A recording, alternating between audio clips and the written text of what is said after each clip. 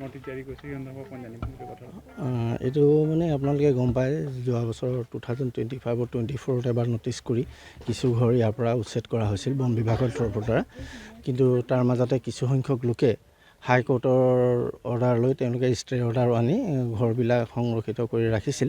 কিন্তু এতিয়া পুনৰ হাইকোৰ্টৰ অৰ্ডাৰ উপৰিও সুপ্ৰিম কোৰ্টৰ এটা অৰ্ডাৰ আহিছে তেওঁলোকক সোনকালে এখন নটিচ জাৰি কৰিব লাগে এসপ্তাহৰ সময় দি পিনি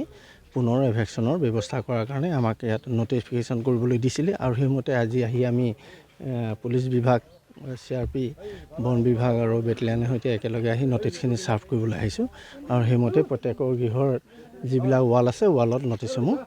আঠা দি লগাই দিয়াৰ ব্যৱস্থা কৰা হৈছে লগতে ফটোকপি হ'বতো ঊৰ্ধ্বতম কৰ্তৃপক্ষলৈ এই কামটো কৰা হ'ল বুলি জাননী জাৰি কৰা হ'ব মুঠতে আমাৰ ইয়াতে 59 ঘৰ মানুহ আছে তাৰ ভিতৰতে কিছু সংখ্যক লোকে এতিয়া জনোৱা মতে তেওঁলোকে আমাৰ যিখন নটিচ দিয়া আছে নটিচখন ৰিচিভ কৰি সাইন কৰিবলৈ মানে অস্বীকাৰ কৰিছে কিন্তু তেওঁলোকৰ নিজৰ ৱালত লগাবৰ কাৰণে আমাক অনুমতি প্ৰদান কৰিছে আমি লগাব পাৰোঁ বছৰ 2025 চনত 8 আগষ্ট তালৈকে ইয়াত উচ্ছেদ হৈছিলে তাৰে মানে 59 ঘৰ মানে ষ্টে অৰ্ডাৰ আছিলে হাইকোৰ্টৰ গতিকে আজি আকৌ মানে নটিচ লৈ বন বিভাগে আহিছে মোক লগ ধৰিছে তেওঁৰ লগত আহিছোঁ মানে মই ইমানেই জানো বিশেষ বেলেগ একো নাজানো বিশেষ 7 দিনৰ বুলি মই শুনিছোঁ মইতো নটিচখন এতিয়ালৈকে চোৱা নাই গতিকে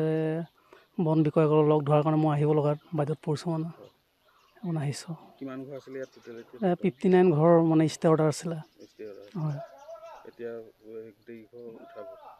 গোটেই ঘৰ নটিচ দিব বুলি মই জানিব পাৰিছোঁ মানে হ'ব যিকোনো খবৰৰ বাবে যোগাযোগ কৰক আমাৰ এই নম্বৰত 9181 307 221